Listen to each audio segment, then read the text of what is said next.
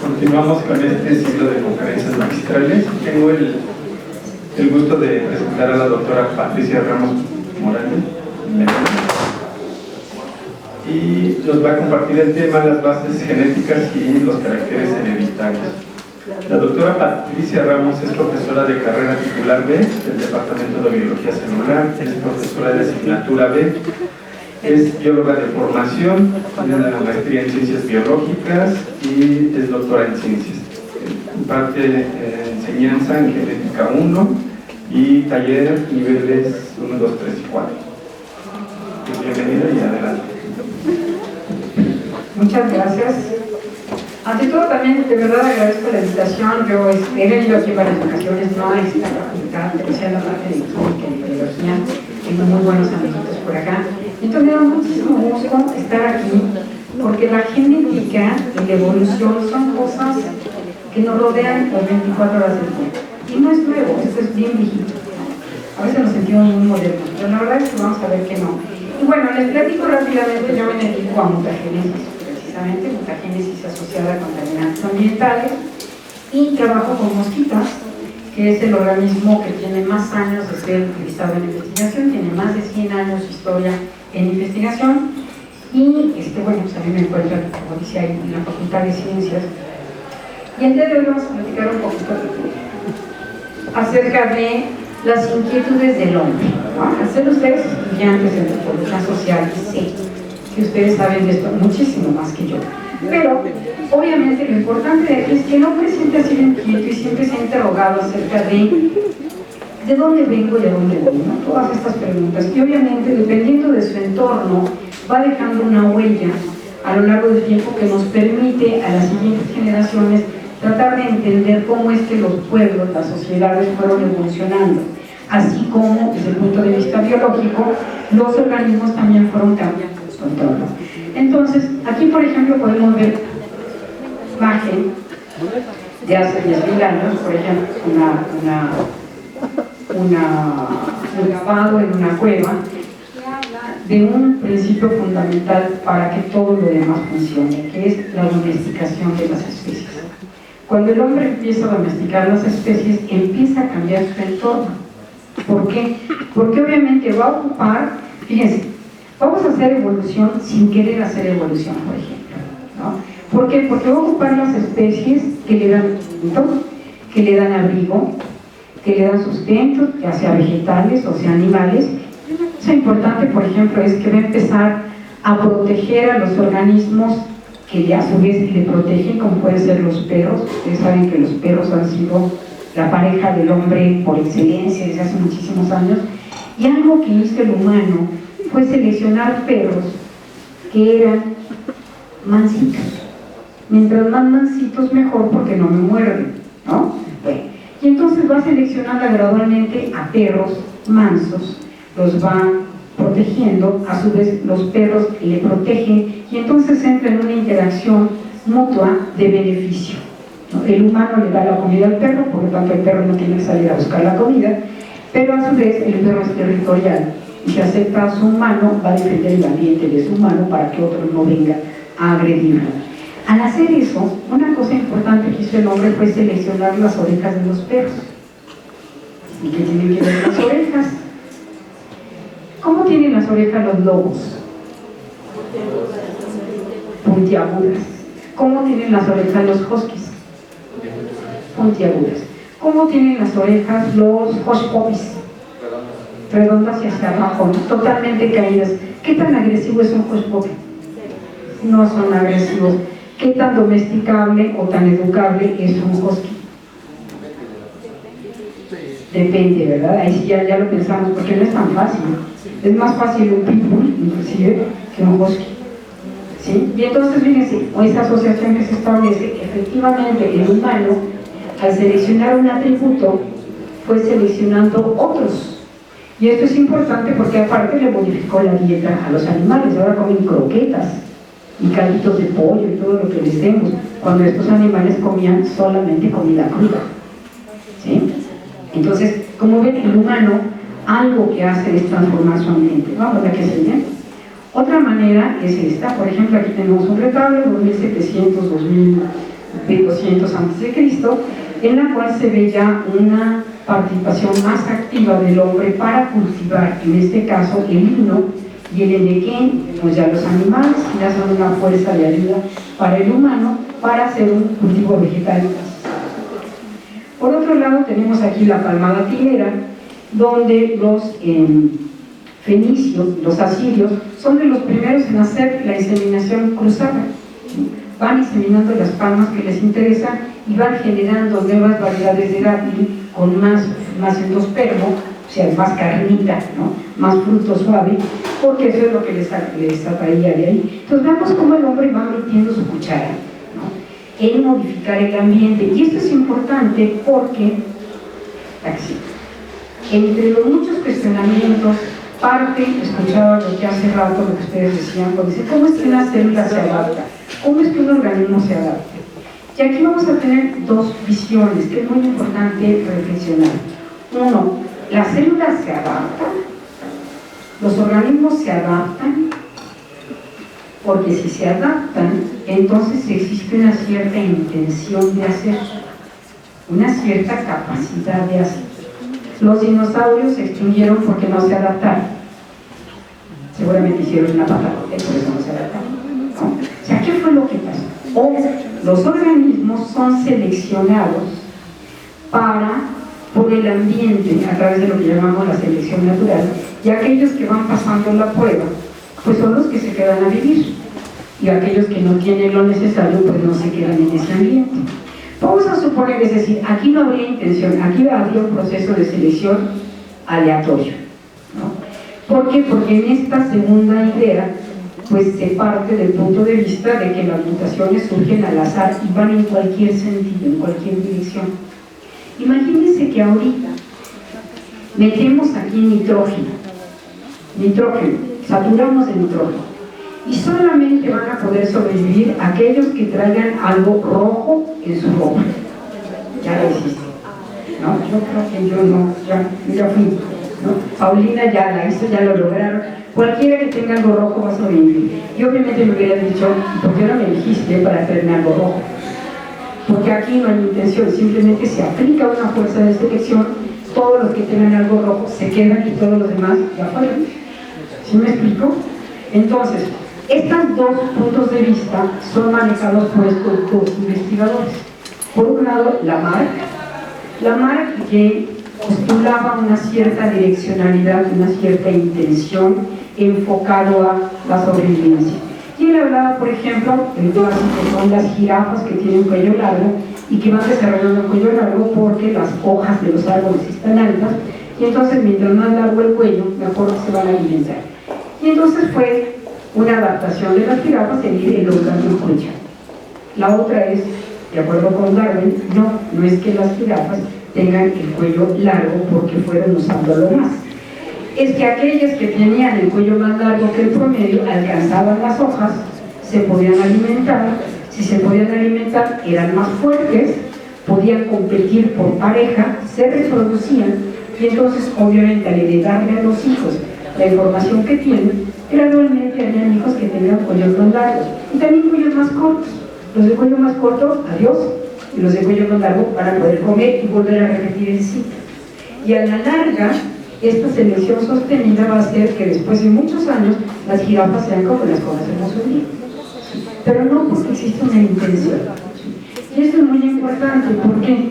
Porque estos dos puntos han marcado el estudio de la evolución durante muchos años y lo siguen marcando.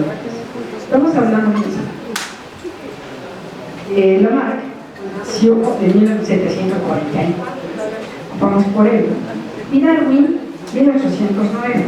Bueno, por otro lado, aparte, Gregorio Mendel, que fue un monje agustino católico, que Gregorio Mendel es una figura muy importante y por eso hay que platicar un poquito de él, aunque está bien viejito y sigue apareciendo en los libros de genética, tenemos que platicar de él.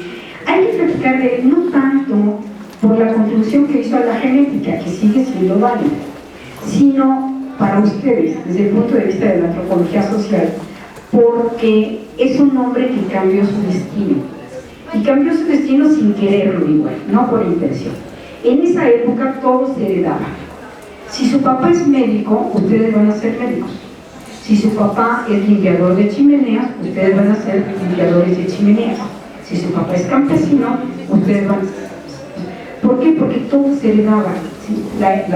El oficio se heredaba.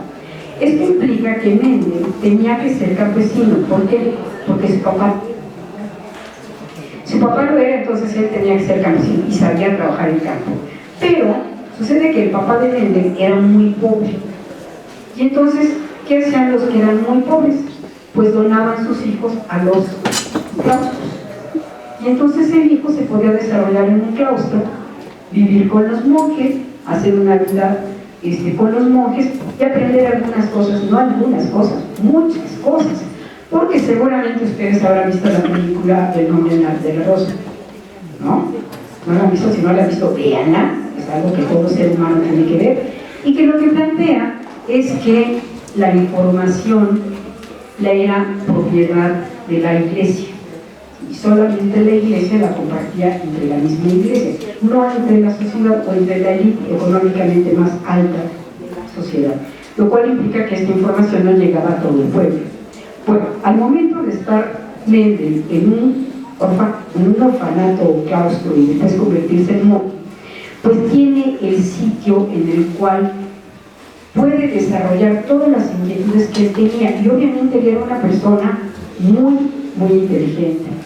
Él era matemático, él estudió matemáticas. La principal razón de por qué su trabajo es tan valioso es porque lo hizo desde un punto de vista matemático. Estudió física y estudió naturalismo, aparte de saber manejar el campo por su papá, ¿no? Y entonces, fíjense, ¿qué fue lo que pasa aquí? Él empieza a trabajar con una especie en la cual tuvo mucha suerte, pásame que sí. Bueno, antes de que se me olvide, ¿verdad? Tanto a Darwin como a Mendel, a esta pareja se le considera el inicio de lo que llamamos la teoría sintética de la evolución. Pero esa teoría sintética le hace falta un factor, que es el factor de cambio o las mutaciones. ¿Sí? Ni Darwin ni Mendel trabajaron acerca de las mutaciones. Ellos describieron otra cosa. Darwin pensaba en la variación gradual, es decir, por ejemplo, como en nuestra estatura. Todos los que estamos aquí somos altos, ¿cierto? Les prometo que somos, soy genetista y les puedo decir que somos altos. ¿Por qué somos altos?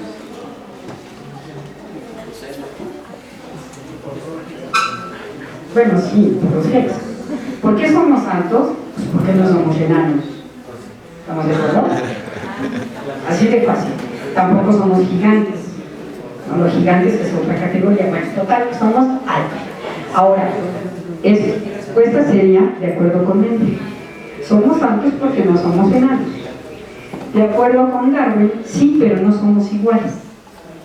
Hay unos más altos que otros, ¿sí? Entonces serían los dos aspectos diferentes en cuanto al enfoque. Vamos a ver que sí. Ok, ¿qué fue lo que hizo entonces Mendel? Mendel, aparte de estar en un monasterio, pues, que no llegó porque haya querido, la vida lo llevó, ¿no? Él estuvo en el jardín trabajando más de 8 años. Y era una persona muy observadora que se dio cuenta de que los chícharos tenían diferentes aspectos. Yo digo que no lo querían y lo mandaron al jardín porque hasta en los monjes se quedan, ¿no? Y entonces lo mandaron al jardín, pues hijo de campesino, pues que haga las plantas. Y entonces, estando en el jardín, Mendel se dio cuenta de que las plantas de chícharo podían ser altas o chaparritas, y las chaparritas, por más que las regara y les cantara, no crecían más. Pero también había rojas y blancas, o había arrugaditas y lisitas, y entonces fue haciendo parcelas, como la que ven, bueno, aquí no se ve, pero van haciendo parcelas en las cuales van concentrando las diferentes opciones de plantas de chícharo que había. Ahora, vamos a pequeño paréntesis. Siglo XVII y siglo XVIII. ¿Cuál es el origen del hombre? ¿Qué es lo que la sociedad pensaba en ese momento? Aquí tenemos la teoría de la epigénesis, en la cual la estructura y los órganos del adulto no están presentes inicialmente, pero surgen en el curso del desarrollo. Por otro lado, tenemos el preformacionismo, que estipula que el esperma o huevo contienen a un adulto en miniatura, que lo ven aquí. Este es el homúnculo, ¿no? Acuérdense que estamos en un contexto donde la iglesia es la que controla la información. Y de acuerdo con la iglesia, el hombre es hecho a imagen y semejanza de Dios, sea el que sea, ¿no? El hombre y la mujer. No, la mujer no, el hombre. O sea, no somos iguales. Obviamente no somos iguales, eso lo sabemos nosotros. Pero, ok, el hombre ya sabemos, al hombre lo cría Dios. ¿Y a la mujer de dónde sale? De la costilla. No, fíjense que no. Ya más avanzados, obviamente estamos avanzando en el mundo. Hay inquietudes, porque eso de la costilla no se lo creían ni los monasterios. Entonces, hay inquietudes entre algunos artistas, filósofos, médicos, que buscaban saber algo más, pero obviamente, por ejemplo, tratar de averiguar acerca de la anatomía del hombre o su fisiología era pecado. Podemos trabajar con perros y con caballos, ¿no? Pero no con el humano. Pero, pues si se concentran, ¿cómo se dice? La palabra se conseguía ilegalmente unos cuantos cadáveres y los podían disecar. Y entonces hay dos artistas, fíjense que siempre hablamos de ellos por muchas cosas. Uno es Leonardo da Vinci y el otro es Miguel Ángel Buonarroti, y era parte de los amigos que se reunían a hacer disecciones del hombre y fueron encontrando que había diferencias en el hombre, ¿sí? Y también más adelante William Harvey, que es quien describe la circulación sanguínea en el humano, también hace lo mismo clandestinamente. Bueno, ¿y qué fue lo que encontraron? Encontraron la respuesta a de dónde viene la mujer. Porque al visitar los cadáveres se dieron cuenta de que en la mayoría de los hombres el testículo derecho es más grande, el izquierdo es más pequeño, el hombre es más grande y la mujer es más pequeña. Ya estuvo, ¿no? El hombre sale del testículo derecho, pero cuando le toca el izquierdo, pues sale la mujer. Ya vamos avanzando. Ahora, tomando en cuenta eso, hay que entender una cosa. Decíamos que el homúnculo, que es el hombrecito, es como la semilla, que está esperando a germinar. Dado que el hombre es el que tiene la información y es quien la transmite, ¿cuál es la función de la mujer? Pues como maceta, ¿no? Donde ponen la semilla para que... Es decir, la mujer es la maceta. No da información porque toda la información ya está ahí. Entonces la mujer no va a contribuir con información para hacer a la siguiente generación. Y eso es clave. Vamos a ver por qué. Vamos a hablar un poquito del trabajo de Mendel. Ahí lo vemos representado en la planta del chícharo. Esta es una vaina de chícharo que se va a formar después de que se fecunde la flor. Esta flor es muy importante porque tiene una característica que la hace única. Tuvo suerte Mendel. Esta característica es que la parte reproductora femenina y masculina está encerrada en una membrana, de tal manera que de manera natural una planta de chícharo se autofecunda. Sus estambres generan el polen que fecunda su pistilo y todo guardadito en una campanita, ¿sí? Ninguna planta ajena fertiliza a otra planta. Y entonces lo que Mendel se le ocurrió fue muy interesante, y es que, perdón, me atravesé. Ahí está la flor del chícharo, la vaina de la flor, de la vaina, y vamos a ver la que sigue. Fue el primero, bueno, no fue el primero, fue el enésimo, porque acuérdense que ya los asirios ya lo habían hecho, hizo lo mismo que los asirios. Tomó una planta, si esta planta que tiene su pistilo, que es la parte femenina, y sus estambres, que es la parte masculina, pues si le arranco los estambres, hago mi flor femenina, ¿no? A otra planta le arranco los estambres de aquí y luego hago esto y fecundo los pistilos. Y lo que estoy haciendo es fertilización cruzada, ¿sí? Y entonces tomo plantas con atributos diferentes, tomo las anteras, que son las que tienen el polen, fertilizó de manera cruzada a los pistilos. ¿Y qué fue lo que encontró? Vamos a ver qué es lo que encontró.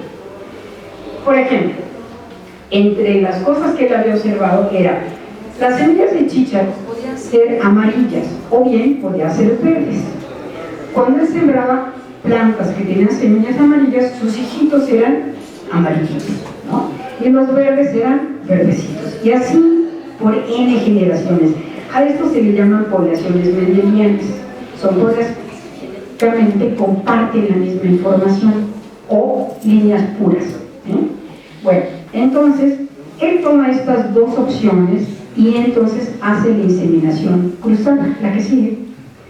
Y entonces fíjense, toma planta con semilla verde, esta va a ser la parte femenina, planta con semilla verde, amarilla, perdón, planta con semilla verde, y va a recuperar sus hijos.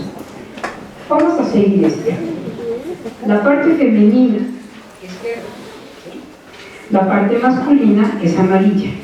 Los hijos son amarillos. Todo en orden. ¿Por qué? Porque ya dijimos que la parte masculina es la que lleva la información. ¿Sí? Por lo tanto, esto está de acuerdo con lo que se espera que pase. Pero ¿qué pasa allá? Que los hijos son amarillos. ¿Y los de dónde? ¿No dijimos que era maceta? ¿No?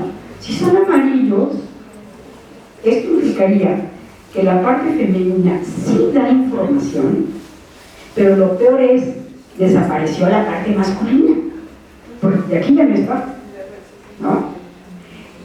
Esa observación es absolutamente hereje, porque está atentando contra lo que se creía en ese momento, pero además está dentro de un monasterio. Dijo, es doblemente hereje, ¿no? Siguen el jardín, ellos siguieron el jardín. Y entonces dejó que las plantas F1 que tienen sus propios estambres se autofecundaran. Y lo que obtuvo, independientemente de cuál haya sido la cruza, es que aparecieron más amarillas que verdes. En ambas cruzas apareció exactamente lo mismo. Aparecieron más amarillas que verdes. Y entonces hace una primera observación que es: las semillas pueden presentar el mismo aspecto, pero van a ser diferentes entre sí. ¿Por qué? Porque las primeras que él había observado, amarilla daba amarillo o verde daba verde. Pero ahora ya vimos que amarillo por verde da amarillo y verde por amarillo da verde. ¿Sí? Entonces hay algo más. El aspecto es una cosa, pero el potencial de información es otra. ¿La que sigue? Bueno, entonces, ahora, las semillas amarillas de la segunda generación de hijos, cuando dejó que se autofecundaran, no se podrían distinguir de las semillas de F1, son igualitas. Y estas tampoco se pueden distinguir de las parentales. Las verdes del F2 también eran igualitas a las verdes parentales. Y entonces, habla y dice, hay que distinguir entre el aspecto de algo y la capacidad para producir diferentes tipos de semillas. A esto, al aspecto, se le denomina fenotipo y al potencial hereditario genotipo. El fenotipo es lo evidente, es lo que vemos, el genotipo no sabemos, ¿no? Ok, entonces, ¿cuál es la explicación que dan él? Lo que él dice es, efectivamente, ambos progenitores, femenino y masculino, van a contribuir a formar a los hijos. ¿Por qué entonces no se había dado cuenta antes? Porque en las plantas amarillas, la única información que había era amarilla, tanto en la parte femenina como en la parte masculina. Y entonces, claro que los hijos, durante todas las generaciones que quieran, iban a ser amarillos. Por otro lado, las verdes, pasaba lo mismo. Los dos caracteres, femenino y masculino, son para verde. Ahora, aquí como ven, utiliza una Y mayúscula porque esta característica fue la que apareció en la primera generación. Cuando se hace una cruza y aparece una característica, una de uno de los dos progenitores, a ese atributo se le llama dominante, ¿sí? Y al que no aparece se le llama recesivo, ¿sí? Entonces, este sería el recesivo y este sería el dominante. ¿Sí? ¿Cuál sería la explicación de la inseminación cruzada? La mamá aquí era verde, el papá era amarillo, la información que dieron a sus hijos, esta solamente era amarilla, esta solamente era verde, y dense cuenta que aquí estoy poniendo dos cromosomas, dos letras, y aquí solamente. ¿Por qué? Porque ya pasaron por meiosis, como decía la doctora, ya pasaron por meiosis, ya se redujo el nivel de prología, y entonces solamente le vamos a dar una cromátida, lo que sería una cromátida a la siguiente generación. Bueno, y entonces esta generación tiene los dos atributos, pero lo que se va a expresar fenotípica es la dominante, ¿sí? Esa es la que vamos a ver, pero la otra está ahí, no es que haya desaparecido, está ahí encriptada, digamos, ¿sí? Acá pasó exactamente lo mismo, homocigoto, este sería el homocigoto. Un homocigoto es un organismo que tiene solamente información de un tipo. Entonces podemos tener el homocigoto dominante y el homocigoto recesivo. Y este de aquí, que tiene dos alelos diferentes, sería un heterocigoto, ¿sí? Y quiere decir que entonces hacia sus hijos puede dar los dos tipos de información, ¿verdad? Era que sí. Bueno, ¿qué pasó entonces cuando dejó que se autofecundaran? Pues como este tiene los dos tipos de información y este también, ahora las células sexuales, la mitad lleva la información dominante y la mitad recesiva. Vamos a ponerla aquí. Y esto, lo mismo para la parte masculina, que lo voy a poner aquí. Y entonces lo que Mendel dijo es, dado las proporciones numéricas 3:1 que había obtenido y dada su formación matemática, lo que él dijo es, esas proporciones se pueden obtener siempre y cuando la información se combine al azar totalmente, es decir, libremente, que haya óvulos que sean fecundados con espermatozoide, ambos con la característica dominante, o este dominante con un recesivo, este recesivo con un dominante, o los dos recesivos. Y siempre que haya una mayúscula, pues se va a ver amarillo. Entonces, este va a ser amarillo, amarillo, amarillo, y este va a ser verde, que es finalmente lo que obtuvo. ¿Sí? La que sigue. Con esto entonces, pues hablamos de que las características van a estar controladas por pares de alelos, uno que viene de la mamá y otro que viene del papá, ¿sí? La otra, no nada más ambos contribuyen, sino que contribuyen en la misma magnitud. Entonces, por eso era tan difícil aceptar el trabajo de Mendel, porque iba contra toda la iglesia, iba contra todo lo que se pensaba, y entonces no es nada más que no le hayan querido hacer caso, es que hacía como cosita, hacerle caso, ¿no? O sea, si él era un hereje, pues imagínense, si yo digo que está bien, voy a ser la segunda hereje. Entonces, por eso su trabajo se quedó enterrado casi 40 años. Hasta que hubo un poco más de libertad, cambiaron los tiempos, y por otro lado, había más información en el ambiente que permitió entender mejor el trabajo de Mendel. Bueno, entonces, decíamos, este enunciado que dice cuando dos factores diferentes, responsables de un carácter simple, están presentes en un organismo, un factor es dominante del otro, que es el recesivo. Esto, pónganlo, porque no se cumplen todos los genes. En algunos casos sí, pero en otros no. Ahora, ¿cuál es entonces el resumen de esta parte del trabajo? Dice, el principio de la segregación, que implica durante la formación de las células sexuales o los gametos, los factores individuales, que son los que dan información, se van a separar o segregar de manera al azar, de manera que cada gameto recibe uno u otro con igual probabilidad. ¿Sí? Entonces, por eso es que era tan difícil aceptar la obra mendeliana, porque contra todo el estatus de la época. Vamos a ver lo que sí. Y aquí les traigo algunos ejemplos de otras características que él estudió. Por ejemplo, lisas y arrugadas. Las semillas podían ser lisas, como los chícharos que conocen. Alguna vez habrán visto chícharos que se ven como rugositos, como viejitos. Esa es una característica mendeliana también. Cuando cruzan lisa por arrugado, la F1 es lisa, por lo tanto el gen dominante es lisa. Y por lo tanto en la F2 el que se va a presentar en mayor número es lisa también, ¿no? Aquí lo vemos. Amarilla y verde, ya vimos que es amarilla. La vaina, color verde o color amarillo, predomina verde. Esta es la vaina, donde van los chicharitos. La flor puede ser axial, o sea, está, o puede ser terminal, ¿sí? Y cuando se cruzan, me da axial, por lo tanto axial es dominante. La flor puede ser púrpura, o puede ser blanca, y entonces predomina púrpura. Y por otro lado, la planta puede ser alta o puede ser enana, y predomina alta, en el chícharo. Y entonces, como Méndez seguía en el jardín, seguramente por sus herejías, ¿qué hacía? Pues ya cruzó uno, ¿no? ¿Y qué tal que cruzó dos? Si cruzo dos, la información que me da una característica, por ejemplo, lisa con rugoso, con otra como por ejemplo el color amarillo y verde, chocan, se pelean, se combinan al azar, uno es independiente del otro, ¿qué es lo que va a pasar? Y entonces hizo su modelo matemático, pásame la crisis, y la cruza. El modelo matemático no se lo voy a explicar ahorita, pero pues la pregunta es, ¿y qué pasaría si se cruzan dos atributos diferentes? Uno para el patrón de dominancia y recesividad, amarillo y verde, y el otro para liso o rugoso. Ahora tenía plantas amarillas y lisas o verdes y rugosas, ¿ok? La que sigue. ¿Qué es lo que cabía esperar? Pues que las plantas fueran, si amarillo fue dominante y liso fue dominante, ¿qué es lo que esperamos? Que sean amarillas y que sean lisas, ¿no? ¿Y qué se encontró? Sí.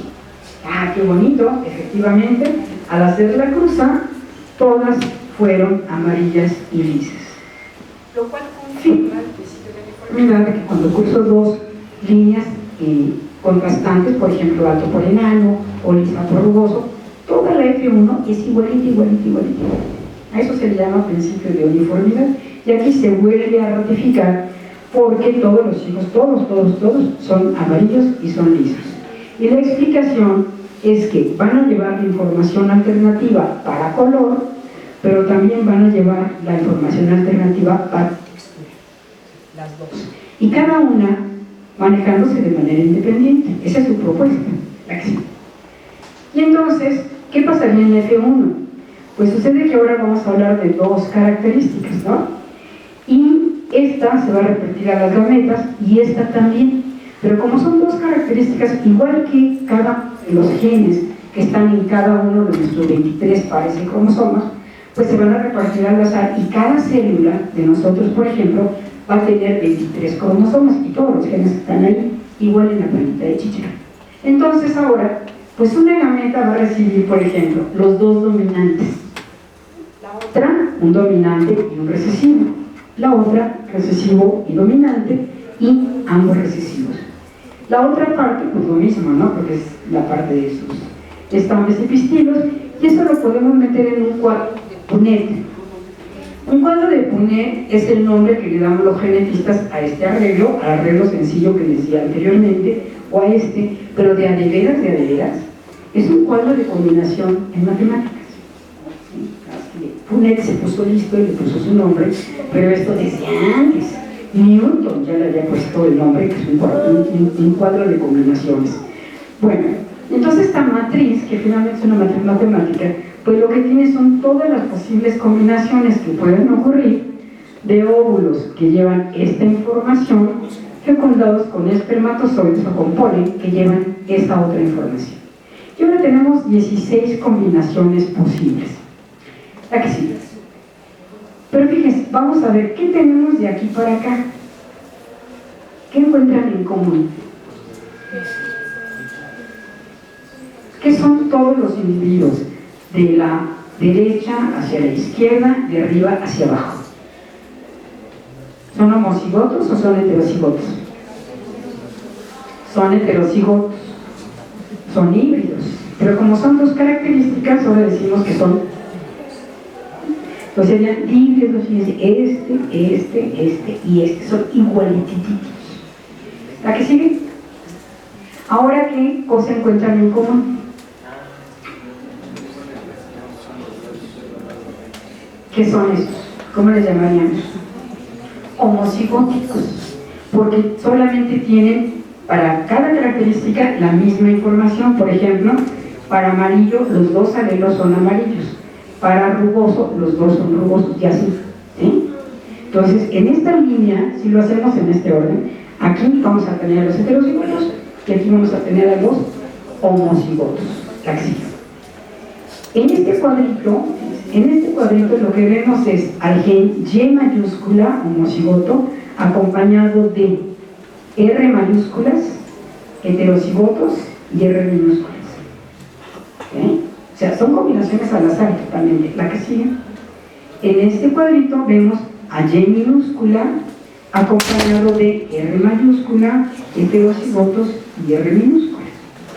Lo único que están haciendo son todas las combinaciones al azar que se pueden presentar cuando no existe ningún factor que interfiera en cómo es que se recibe esta información en las células sexuales. Bueno, y el resumen entonces es, dado el aspecto, bueno, vamos a regresar al anterior, por favor, anterior, porque si vemos aquí, ¿cuál sería el aspecto de estas semillas? Van a llevar información amarilla y lisa, ¿no? Estas van a ser amarillas rugosas, ¿no? Estas de aquí, amarillas lisas, estas de acá, verdes y rugosas. Y entonces así fue viendo cuántas voy a ver que sean amarillas, por ejemplo ahí, cuántas plantas verían amarillas y lisas. Aquí tenemos 1, 2, 3, 4, 5, 6, 7. ¿Dónde están? No, esta no. No, esta sí. No es cierto, esto tampoco. Esta sí. 8. Me falta una. ¿Ya la encontraron? Qué bueno, que me se me había perdido. Vamos a ver la que sigue. Entonces aquí, vamos a ver. En general vamos a tener 9 de las 16 combinaciones. En 9 de ellas va a haber al menos una Y mayúscula y al menos una R mayúscula. Y eso va a hacer que se vean amarillas y lisas. ¿Sí? En otras puede tener 3 de las 16 opciones que tienen al menos un alelo para amarillo, que acuérdense que es el dominante y por eso lo voy a ver, pero van a ser rugosas, lo cual quiere decir que este gen R va a estar en condición homocigótica recesiva. ¿Sí? Por otro lado, 3 16avos van a ser verdes y van a ser lisos, y solamente un 16avo va a ser, ¿qué es esto? Fíjense, si este es un 16avo y aquí 3, es una mutación espontánea, no le digan a nadie. Señor, es que estaba yo buscando, porque siempre sé que tengo ese error y no lo encontré. Bueno, es una mutación espontánea, ¿no? Ya. Entonces, aquí debería decir 1, porque si ustedes suman 9 y 3, sería 12, 13, 15 y 1, 16. Entonces ahí debe decir 1. Uno de los 16 van a ser verdes y rugosos. Y entonces la segunda ley de Mendel resume esto diciendo el principio de la distribución independiente, que dice: los alelos de genes diferentes se segregan o distribuyen de los padres a los hijos de manera independiente uno de. Es decir, no existe ninguna razón para que si una gameta recibe un gen dominante, ahora le vamos a dar un recesivo para compensar. No, le puede tocar lo que sea, a lo mejor todos los recesivos, todos los dominantes, cualquier combinación, ¿vale? Así. Bueno, y esto es interesante porque entonces lo podemos aplicar a otras cosas. Este es un chisme que les traigo aquí nada más, porque aunque la genética mendeliana explicada con Chicharro pues es muy fácil, es muy bonita, pero cada vez es más difícil de encontrar. Mientras más información tenemos, cada vez los ejemplos nos cuestan más trabajo porque se van complicando por otras cosas. Pero aquí, por ejemplo, las abejitas son muy bonitas porque hay un comportamiento interesante, fíjense. Ustedes saben que en una colmena pues hay celdas, y en estas celdas se generan abejas de la siguiente generación, hembras y machos y reinas, ¿no? Entonces la reina va depositando los huevos en las celdas que le han preparado las obreras. pone un huevo, se tapa ese huevo, y hay una abejita nodriza que va a estar vigilando que este huevo se desarrolle bien. Pero si este huevo, este embrión, por alguna razón muere, por ejemplo, porque tiene alguna mutación que no le permita desarrollarse, muere, entonces, ¿qué tiene que hacer la nodriza? Tiene que destapar la celda, quitar el tapón de cera, sacar el cadáver y limpiar para que la reina vuelva a poner otro huevito. ¿Sí? Ese es un comportamiento de las abejitas. Y entonces algunos estudiosos de las abejas se encontraron con que había abejas que cuando moría el embrión destapaban la celda pero no sacaban el cadáver. Había otras que no destapaban la celda, pero si el investigador destapaba la tapadera, entonces la abejita iba y sacaba el cadáver. Y había otras en que aunque el investigador quitara la celda y sacara el cadáver, no se llevaba el cadáver. O sea, había unas que de plano estaban negadas para trabajar. Ya le pueden decir a su mamá, mira, es que tengo este gen y por eso no funciono. No, eso es lo que me tocó. Pues esto es muy interesante. ¿Por qué? Porque finalmente, en el caso de las abejas, se encontró que el abrir la celda o no es un gen. Si funciona, se abre la celda. Si no funciona, no se abre. ¿Sí? El sacar el cadáver y limpiar o no es otro gen. ¿Sí? Y entonces, si sí funciona, saca el cadáver y limpia. Si no funciona, ni sufre ni se acongoja y deja el cadáver apestoso y ella no hace nada. ¿Sí? Y entonces, ese comportamiento es muy bonito porque es muy claro, pero como les digo, cada vez los ejemplos nos cuestan un poquito más de trabajo. La que sí. Bueno, ahora, ¿para qué nos sirve seguir estudiando la Mendel y por qué lo seguimos estudiando? Por ejemplo, aquí estamos hablando de una característica en la cual, por ejemplo, estos señores, mamá y papá, tienen varios hijos, tienen 1, 2, 3, 4, 5, 6 hijos. Todavía no sabían que hay que hacer cosas. Ahora ya no se puede estudiar genética, por favor, cuando tengan mínimo 5. ¿Para qué no puedo hacer genética? Porque no tienen hijos, ya no se puede, es horrible. Bueno, tuvieron 2 hijos que no tienen pigmento en su piel, son albinos. Estos hijos albinos son albinos porque no tienen la información para producir pigmento, para producir la melanina, que es el único pigmento que tenemos todos los humanos.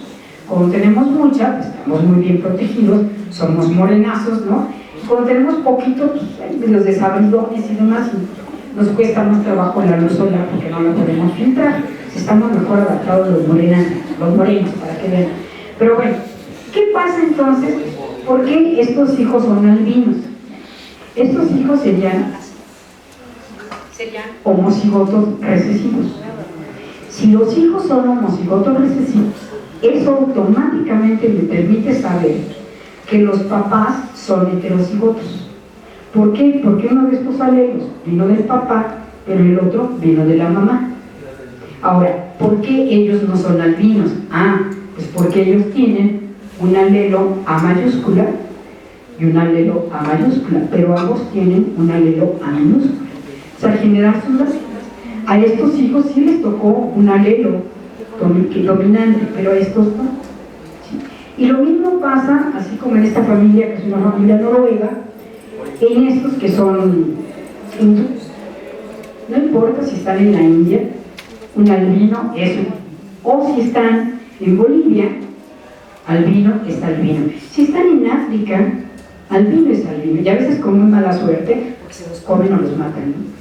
Es un tabú el color en África, en algunos sitios de África.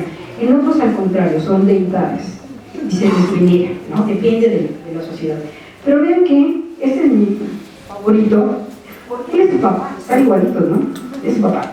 Si yo veo al papá, no encuentro por ningún lado algo que diga que va a tener un hijo albino. Eso no se nos nota. Esto que está aquí es un reflejo de la luz.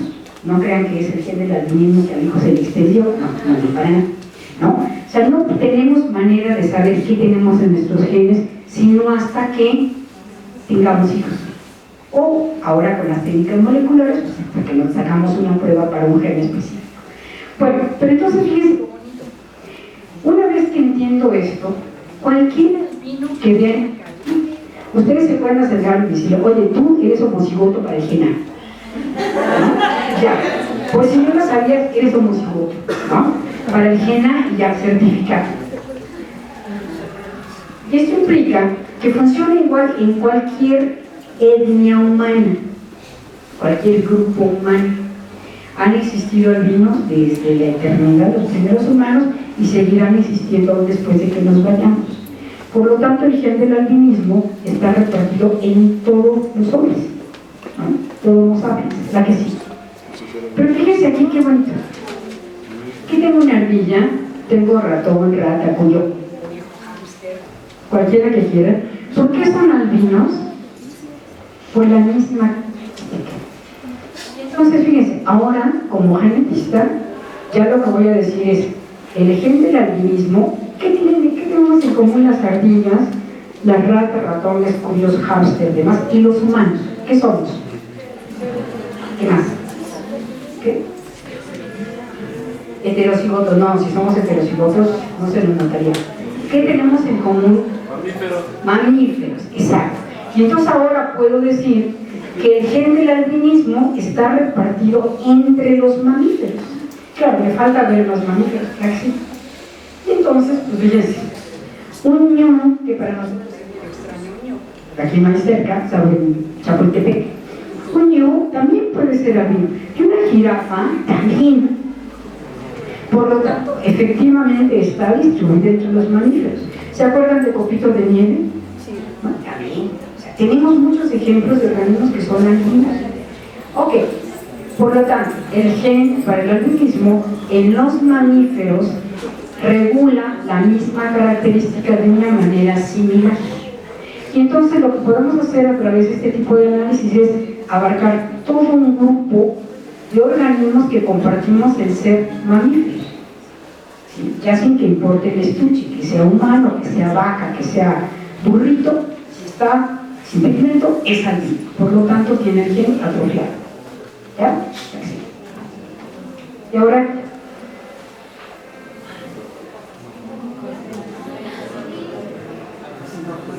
tenemos un hermoso pavo real, tenemos un caimán, y entonces ahora vamos a poder modificar nuestra observación.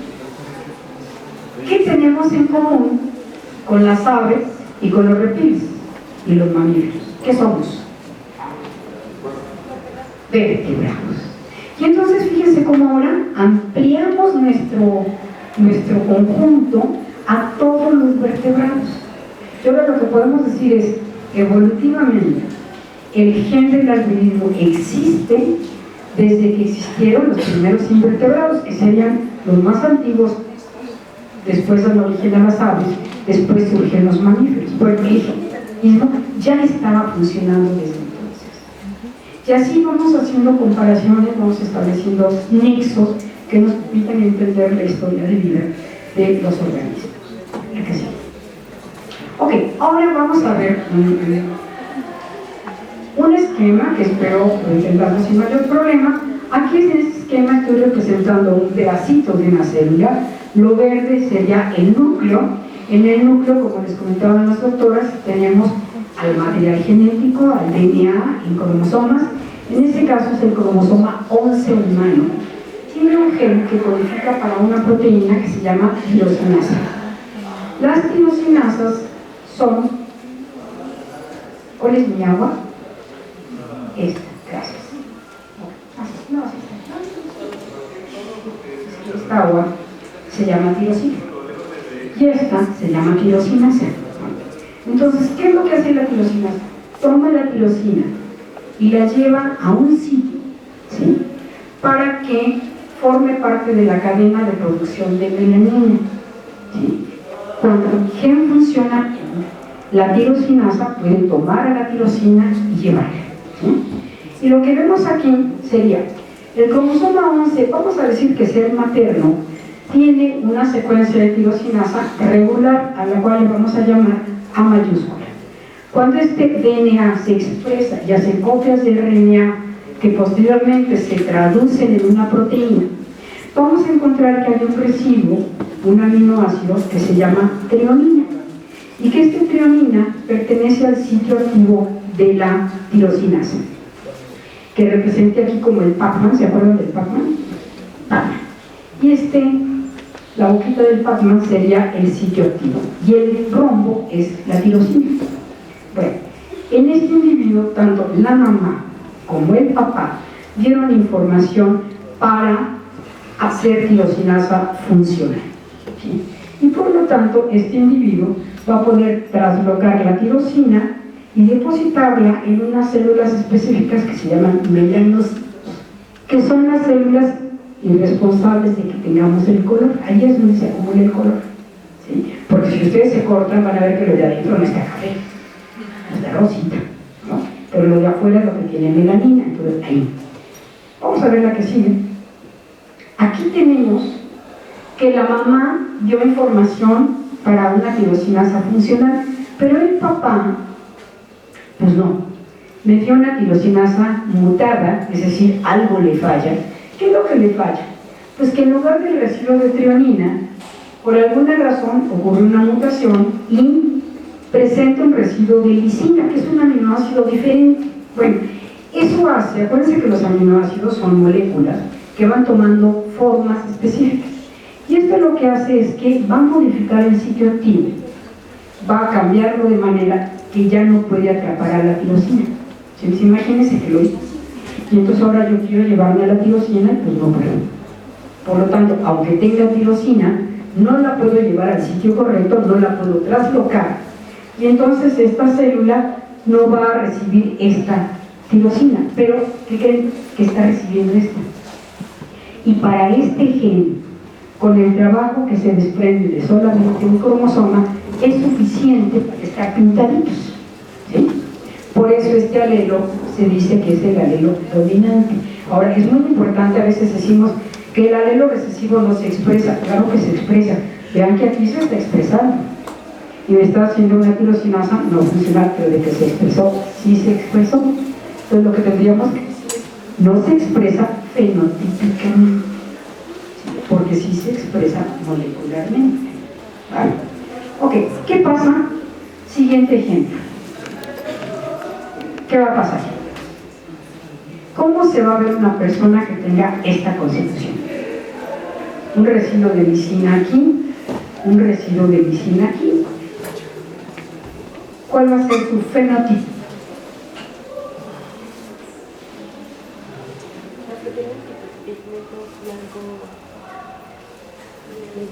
No, ese es vitíligo y tiene otra explicación diferente.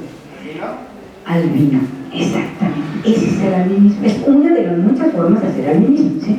Pero bueno, no va a poder recibir la tirosinasa en esta cadena de producción y por lo tanto no va a desarrollar melanina, por lo tanto va a ser albino.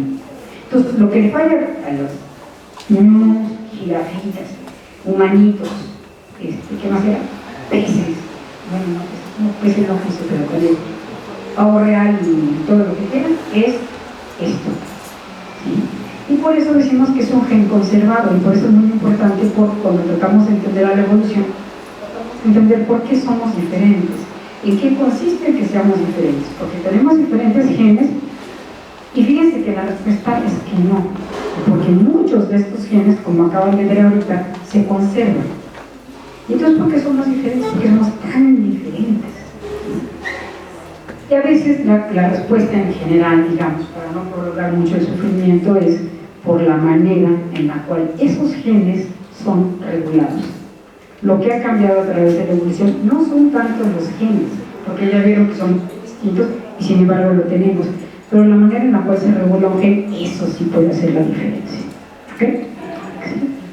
Bueno, y entonces ya podemos asociarlos. Imagínense, esta es la niña albina, no es fantasma, esta es una niña albina. Esos son los hermanitos que son heterocigotos, esta es una y estos serían los papás, ¿no? Cada uno portador del alelo de albinismo, que sería lo que estaría dándonos todas las diferentes combinaciones. Ahora, este es un ejemplo nada más. ¿Por qué un gen es dominante o por qué es recesivo? No va a ser algo específico para cada gen. No todos los genes funcionan así. Y por eso también es muy importante ser cuidadosos, porque, como les decía, lo que Mendel dijo de que cuando se encuentran los dos, uno va a ser dominante y el otro recesivo, eso entre comillas, depende del gen. ¿Ok? Y bueno, pues como ven, podemos horas y horas y horas y poner más ejemplos y todo lo que ustedes quieran, pero siempre nos vamos a encontrar, afortunadamente para todos nosotros, que tenemos muchas opciones de analizar la herencia, de analizar la evolución, pero sobre todo de reflexionar, porque aquí yo creo que es algo muy importante, es que cada uno de ustedes siga lo que se está acumulando de información hoy día, que créanme es espectacularmente emocionante, porque hoy día se está rediscutiendo la hipótesis de Lamarck y la hipótesis de Darwin. O sea, efectivamente no hay orientación, porque si no hay orientación, ¿por qué hicimos lo que hicimos con los perros? O porque la contaminación está haciendo que se extingan especies y probablemente a lo mejor, tal vez, que surjan otras especies. O, y si todo es al azar, entonces simplemente esperaremos a que el destino nos alcance, ¿no? Hay que seguir esto, chicos. Muchas gracias. Esto es todo.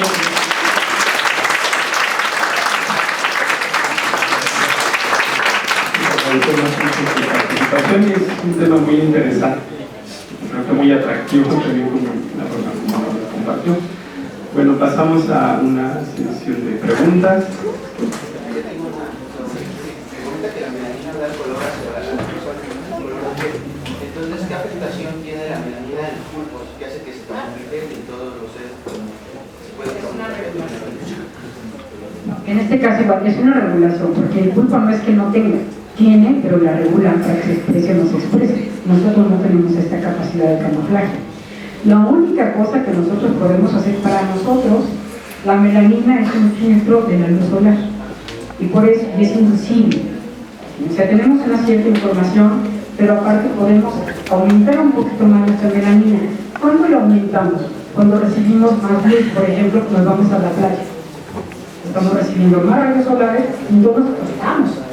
Por eso es que nos ponemos morenazos, porque el cuerpo responde para bloquear eso.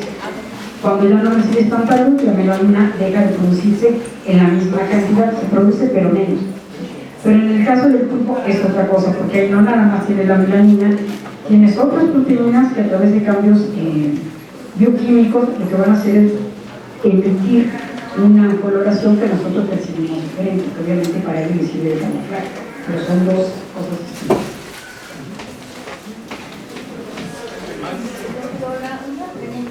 Por ejemplo, en la variabilidad humana, en la antropología casi nos dicen que no debemos usar el término raza, ¿no?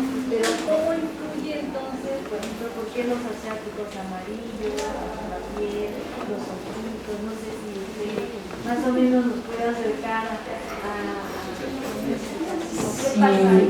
Bueno, ¿qué pasa ahí? Que obviamente, por eso decíamos que parte de lo que se discute hoy es hasta dónde Lamarck finalmente podría tener razón en algún aspecto y hasta dónde el trabajo de Darwin ha sido sobreestimado en parte, ¿no? ¿Por qué? Porque finalmente, dependiendo del ambiente, los organismos se adaptan al ambiente, pero esa adaptación no es a voluntad, digamos, al menos hasta donde están las evidencias ahorita, no, ni es a corto plazo. Muchas generaciones, en donde ciertas configuraciones genéticas están mejor, más acordes con la presión del ambiente en el cual vive el organismo.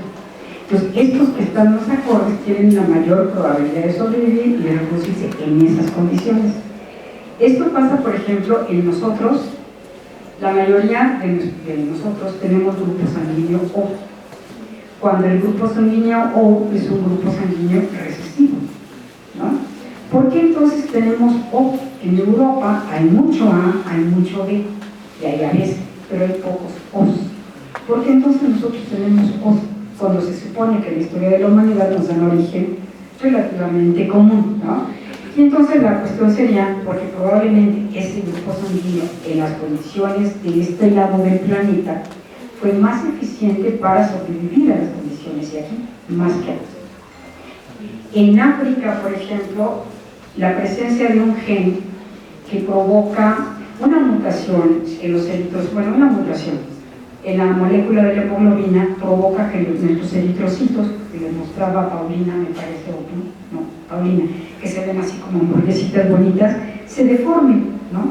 Adquieren como un chicle que se despega o una forma de hoz, y esto es porque tiene una molécula de hemoglobina mutada. Bueno, esto en determinado momento puede provocar un problema porque estas células deformes podrían ir taponando los capilares más finos.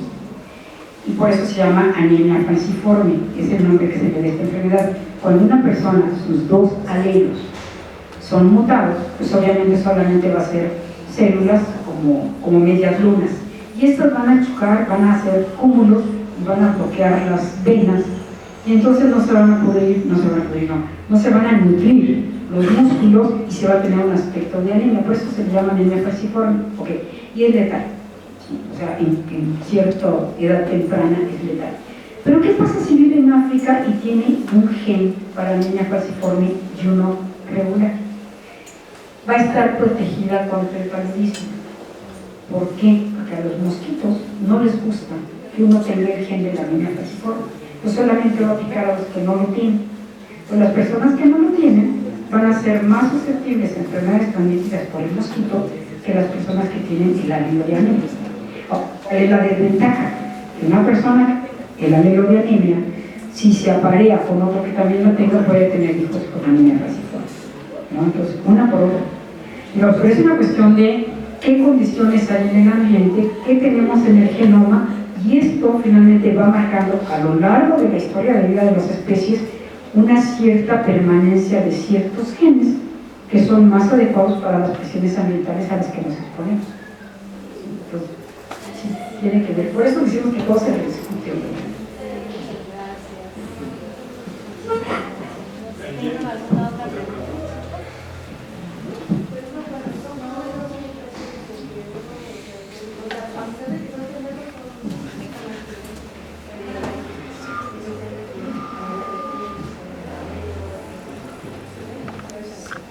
Bueno, aquí tendríamos que distinguir a los gemelos idénticos de los cuates, ¿no? Los cuates son gemelos disigóticos, es decir, dos hermanos que se desarrollan al mismo tiempo porque si no, que se fecundaron por dos machones diferentes. Esos son como hermanos fraternos, y te pareces tanto como tu otro hermano, nada más que crecen juntos.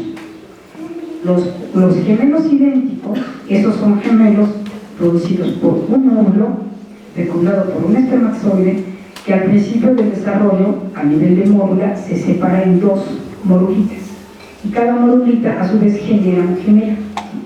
El genoma es el mismo, ¿sí? Y se espera que sean idénticos. Bueno, conforme más tiempo pasa y más información se reúne, cada vez hay más evidencia de que sí son muy parecidos, pero idénticos. Porque simplemente porque uno estaba del lado derecho de la mamá y el otro estaba del lado izquierdo. Y a lo mejor hace que a uno le llegue el nutriente primero que al otro, y eso les da diferentes calles. Los gemelos en genética son muy importantes porque han servido para estudiar, antes de que existieran las técnicas moleculares, cuándo una enfermedad dependía de cosas genéticas o cuándo dependía del ambiente. Por ejemplo, un catarro, ¿de qué depende el catarro? Pues de que nos contagie a alguien que lo tiene. Pero, ¿de qué depende el cáncer? Genético y ambiental, ¿no? Hasta dónde lo genético y hasta dónde lo ambiental. Y entonces ahí los genéticos monocigóticos eran fabulosos, porque imagínate, un hermano tiene su gemelo, ¿no? A este le da cáncer. La pregunta es, dado que a Luis le dio cáncer, ¿a David le va a dar cáncer? Y si le va a dar cáncer en el mismo órgano o en otro órgano. Y si le va a dar al mismo tiempo. ¿Sí? Entonces hay lo que se llama, métanse a la red y busquen convenciones de gemelos. Esto todavía se sigue haciendo, se invita a gemelos, triates, cuates, octillizos, lo que sea, para analizar hasta dónde el ambiente y la genética tienen que ver con el desarrollo. Y, por ejemplo, ¿por qué decíamos que cada vez que se reúne más información, pues tenemos que ser más cautos en cuanto a las conclusiones? Porque, por ejemplo, gemelos monocigóticos, gemelos idénticos, uno puede tener labio leporino bien marcado y el otro apenas una pequeña muesca que ni se le nota. ¿Por qué si son gemelos idénticos? ¿Por qué entonces no presentan el mismo labio leporino los dos? Porque hay otros factores, como decíamos, el genoma es la plataforma. Pero a partir de que esta plataforma se genera, a partir del cigoto, todo el desarrollo de este embrión y la gestación y la infancia y la adolescencia y demás va a ir modulando a esta plataforma.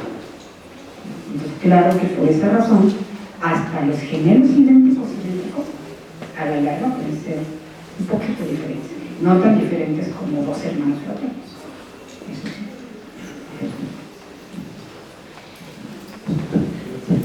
¿Alguna otra pregunta? Entonces, ¿eso también podría aplicarse para los trastornos mentales? Esencialmente sí. Si existe alguna base para algún trastorno genético que lo predisponga, tendría mayor probabilidad. Pero acuérdense, es mayor probabilidad que la población abierta. No quiere decir que ya tenga la sentencia para el futuro, porque va a depender de todo su historia de vida. En general, sí. Los casos de síndrome de Down se pueden identificar igual que los casos de albinismo, o eso ya es a nivel de cromosomas. Se ven a nivel de cromosomas, el albinismo no se ve en cromosomas. O sea, si tú haces un cariotipo de un albino, es perfectamente igual que el de un pigmentado.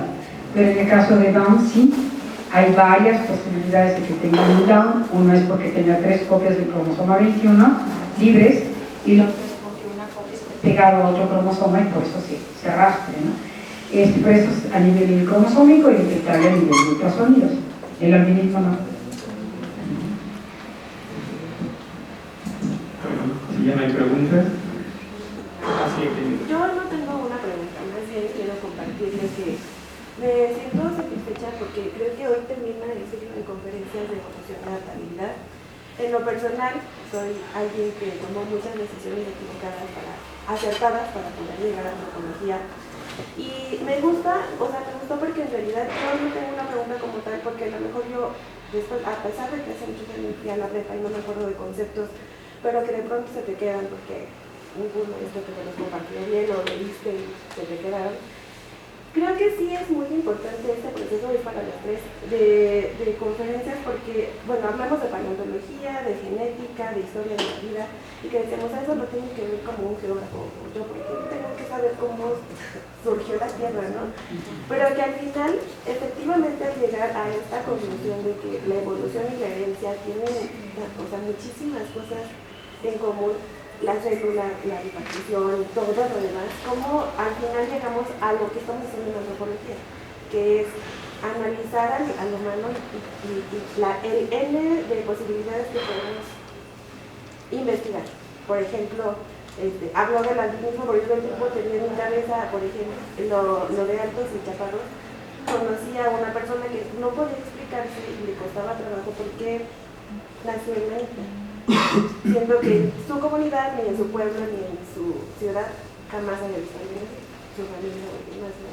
Entonces, como de una cosa tan pequeñita que es la evolución genética celular de la Tierra, podemos llegar a un proceso de investigación tan bonito que es el que estamos empezando a estudiar, porque se nos reconoce que es la sociedad. Muchas gracias.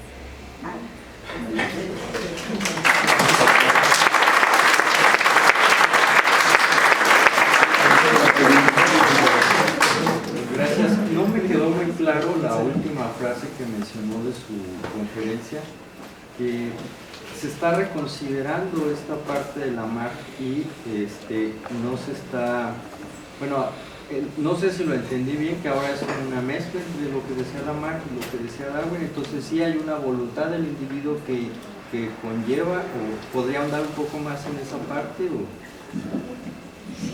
No exactamente que diga vamos a retomar a Lamarck, vamos a retomar a Darwin. Lo que pasa es que son dos figuras que marcan y son los referentes, ¿no? Entonces, bueno, Lamarck, el que dice hay una voluntad de que las cosas se logren, y Darwin es selección. Ahora, ¿por qué decíamos que ahorita, conforme va avanzando el potencial de obtención de información, cada vez, yo diría, el mundo se hace más confuso, porque cada vez es más difícil. Por ejemplo, el gen del albinismo a mí me encanta, es mi gen consentido porque funciona re bien, ¿no? O sea, si tiene esos dos alelos va a ser albino, es el único que tiene palabras de honor. Pero ya les decía, el del labio leporino no, a pesar de que el labio leporino es una alteración fuerte, sí, pero a veces se nota y a veces no se nota, pero sí se hereda, ¿sí?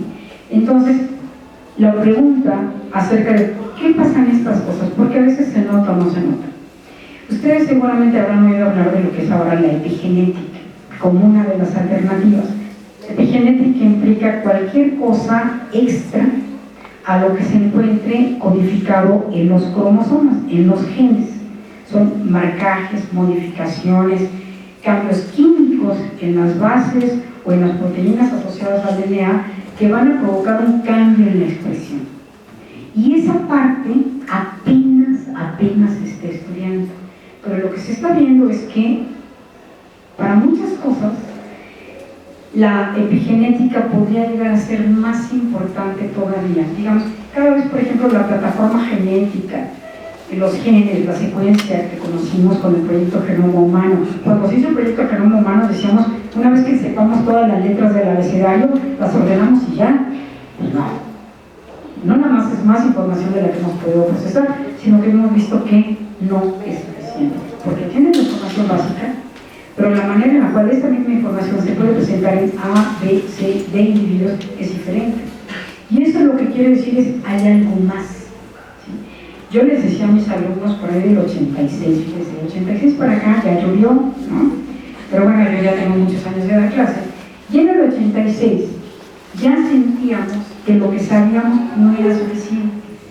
Pues lo que yo les decía a mis alumnos es, imagínense que compro un hilo de cáñamo, ¿no? Y le pongo mi nombre, Patricia. Nos vamos al campo y hacemos un transecto y sacamos el hilo y hacemos cuadrantes y todo lo demás. Y ya que terminamos y empezamos a recoger las cosas, decir, ¿de quién es este hilo? Pues quién sabe, ¿no? Cuando yo le puse el nombre a mi hilo, estaba empaquetado, ¿sí? Pero ahorita que está desmenuzado, pues no lo veo, porque a lo mejor las marcas del plumón van a aparecer en algún lado, pero ahora lo que tengo que hacer, ¿qué tengo que hacer para saber de quién es? Volverlo a enrollar como está. Entonces lo que yo decía a mis alumnos es, debe de haber más información en otro nivel, que no sea el DNA, que no sean los genes, que de alguna manera esté regulando una serie de procesos que ahorita damos por sentado que ya los entendimos, y que conforme vamos avanzando entendemos que efectivamente no fue así. Simplemente para que se den una idea es, de un genoma, nuestro genoma, imagínense que nuestro genoma vale 100 pesos. Es que barato, ¿no? Nuestro genoma vale 100 pesos. Bueno, ¿qué parte tenemos descifrada? Tenemos descifrada 53 pesos. 53 pesos serían los genes que conozco, que sé que existen, y las secuencias reguladoras y demás. Los 43 pesos restantes es lo que anteriormente, hace años, se le llamaba DNA basura. ¿Por qué le llamábamos así? Porque no sabíamos para qué se venía, entonces decíamos es DNA basura, ¿no? Ya después dijeron, no, ¿qué creen? Son secuencias largas, altamente repetitivas, o secuencias cortas, altamente repetitivas, o secuencias no sé qué, ¿y para qué sirven? Sepa. Bueno, todavía no sabemos para qué sirven, sabemos que están, sabemos que ocupan el 43% de nuestro genoma, lo cual es muchísimo, es casi la mitad. Ahora, hemos estudiado las mutaciones en los genes, ¿por qué? Porque son los que conocemos, son los que tienen una estructura característica que podemos reconocer, es una región donde empieza un gen, la parte que me da la información y donde se termina un gen. Pero estas secuencias altamente repetitivas han pasado de noche. Y si además ahí hay mutaciones o hay modificaciones químicas y esto tiene que ver con la expresión del resto, no lo sabemos. Por eso les decía, ahorita la ciencia está viviendo un momento verdaderamente espectacular, emocionante, muy bonito, porque mucho de lo que sabemos, créanme, va a caer. Estoy segura que va a caer. O sea, hay cosas que sí, así estábamos equivocados, esto no funciona. Otras, pues tendrán que seguir siendo desarrolladas hasta que entendamos. Ahorita lo que le llamamos epigenética, como siempre, como pasó con la inmunología, todo lo que uno no entendía decíamos, esto es de mi sistema inmune, ¿no? Porque pues, era lo que menos se conocía. Ahora todo lo que no conocemos es epigenético. Ya después encontraremos otro nombrezazo a la cual le vamos a poder adjudicar nuestra ignorancia. Pero a lo que voy es, falta mucho por hacer. Y en ese sentido, el reestudiar, no tanto si es lamarckiano o browniano, sino hasta dónde el cambio en el ambiente que va generando insultos en los organismos provoca modificaciones en los organismos que puedan llegar a generar combinaciones adecuadas para este ambiente, sin voluntad propia, que simplemente por azar quedó. Esa es la parte que estamos estudiando, hasta dónde eso puede ser totalmente aleatorio o hasta dónde efectivamente el ambiente hace que los organismos muten, pero que muten en miles de años, no es que yo diga me voy a adaptar hoy, no, miles de años, ¿sí? O sea, esa es la parte que ahorita está muy emocionante.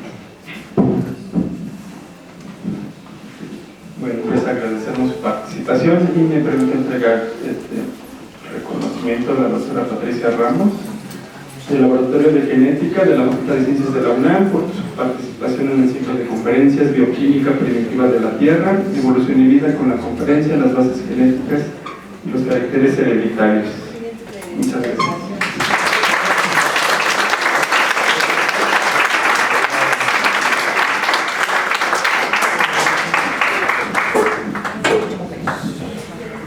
Muchísimas gracias, estimadas doctoras, un gusto conocerlas. Realmente han sido temáticas extraordinarias y muy profundas, porque en el curso o en la unidad de aprendizaje de evolución humana se lleva de manera muy general qué es la genética y no con esta profundidad. Y el objetivo inquietante de mi parte como profesora, porque no soy experta en genética ni en los temas que ustedes han abordado, sin embargo un profesor de licenciatura que da evolución humana pues tiene que abordar por lo menos de manera general. Y no solamente su presencia acá de ustedes ha permitido retroalimentar el conocimiento de estas temáticas a los alumnos, sino también a mí como profesora de asignatura, que me invita a tomar cursos más adelante con ustedes para profundizar y ampliar más el conocimiento de los alumnos, aunque el curso no lo pida más allá. Y sí me siento responsable de aprender más yo para poder discutir con los jóvenes. Muchísimas gracias, ha sido fundamental estas temáticas poco tratadas, y también agradecer a todos los alumnos que han permanecido acá, que espero les haya servido mucho, aunque algunos han estado jugando con sus celulares, pues ya más adelante tendrán que estudiar un poquito más, porque sí van a ver estas temáticas en el examen, por lo menos de manera general, y profundamente agradecidas por ustedes. Un fuerte aplauso, por favor.